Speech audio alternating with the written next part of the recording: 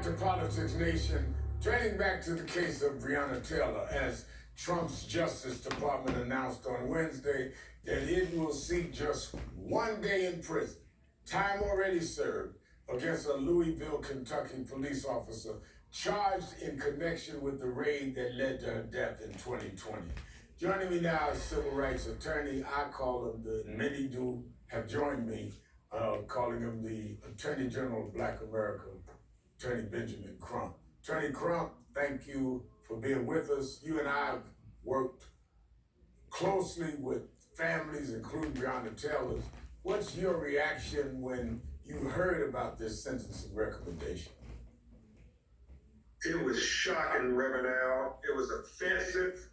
It was insulting, and it betrayed all the principles of equal justice that we have long valued as the tradition from the Department of Justice. When you really think about how astonishing this is, you think about the messages that it sends to society today. Reverend Al, it suggests that the police can lie on a probable cause affidavit to a judge and have no consequences.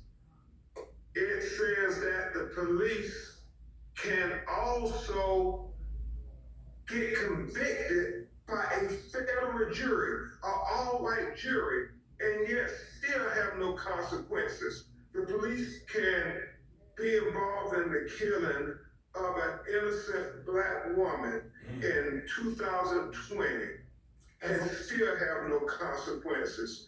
It sends a troubling message and sets a terrible precedent in America. The fact that there are other officers who have been convicted, like in Memphis, Tennessee, Tyree Nichols, those officers are awaiting sentencing. And will this department null and void that jury as well? It is troubling on every level. Null and void the jury is what really troubles me. And to send this message, they could have said a lot of things, but the insult of saying we just asked for 1 day.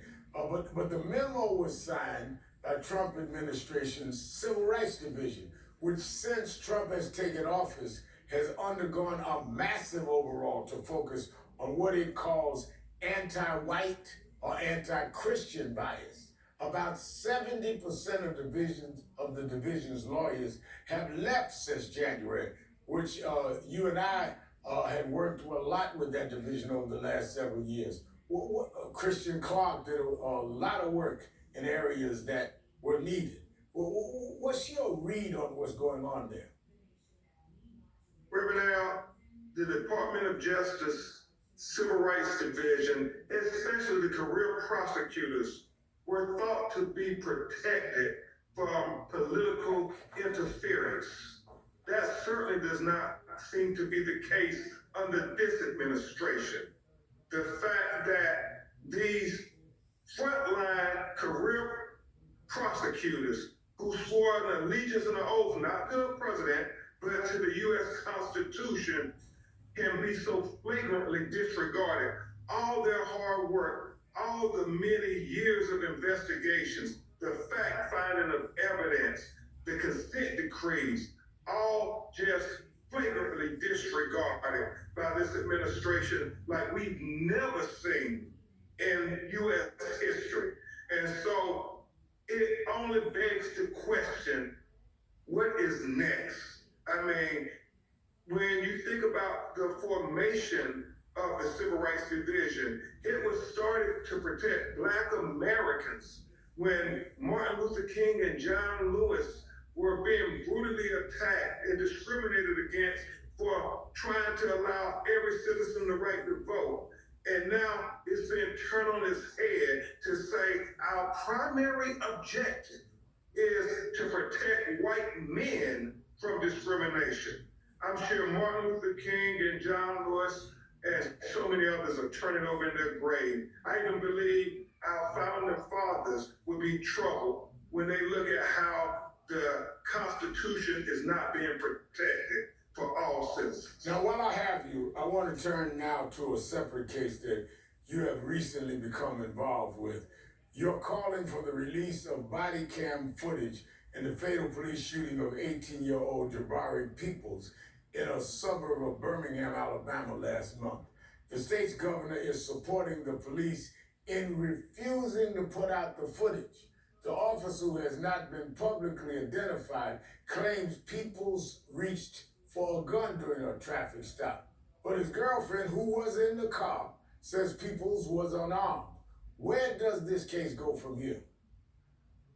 You know, Reverend Al, there is a correlation between what's happening with Breonna Taylor and the actions of the Federal Department of Justice and Jabari Peoples, this 18-year-old college freshman from Alabama A&M University, who had never been arrested, no criminal convictions, was a model student, was killed by the Homewood police officer. And the fact that we used to depend on the federal government when you have southern states that seem to ignore the cause of equal justice for marginalized people of color. But we don't have them to call on anymore.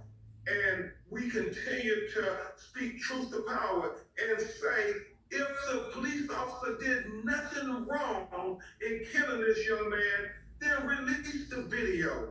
What is it while the taxpayers pay money for these videos on the body cams and dash cams, and then Reverend Allen, times when we need them most desperately to build trust and faith in law enforcement, they won't release those videos. Can you imagine a family who lost a son who was doing all the right things, Right. had to bury him, and still didn't know, Reverend Al, why he was killed and how he was killed. And they Now, won't more than release. ever, we need you, Reverend Al, the National Action Network, because I don't know where people can turn to in these days. Well, we definitely are looking into this, but clearly, while I still have you, it brings me back to talking about National Action Network and what I do.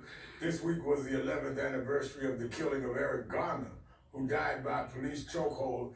This year also marked a half decade since the murders of Ahmaud Arbery, whose family you represented, George Floyd, whose family you represented, Breonna Taylor, whose family you represented. You and I have been working a long time in these cases and others to change laws and fighting police brutality in an unjust way against Black lives. What is the state of that struggle in your view right now? Right now, it is under attack like we've never seen in our lifetime. And so we have to more urgently than ever hold a mirror to America's face and say, make the words on the courthouse walls, make the Constitution real. Let's don't make it be just a theory. Now more than ever, the world is watching, and they want to see, is America still the great beacon of hope and justice for all tomorrow? Does liberty and justice for all still apply? That's what the community in Alabama is asking with Jabari Peoples. That's what the community in Louisville, Kentucky is asking with Breonna Taylor. That's what the community in Memphis, Tennessee is asking with Tyre Nichols. And Reverend Al Sharpton, now more than ever, we have to continue to appeal to our better angels and say, America, we are better than this. We are better than this. That challenge is certainly one I join you in calling for people to join us in doing that. Many thanks to the Attorney General of Black America. We need you right now to keep doing what you do. Benjamin Crump. Up next, Republican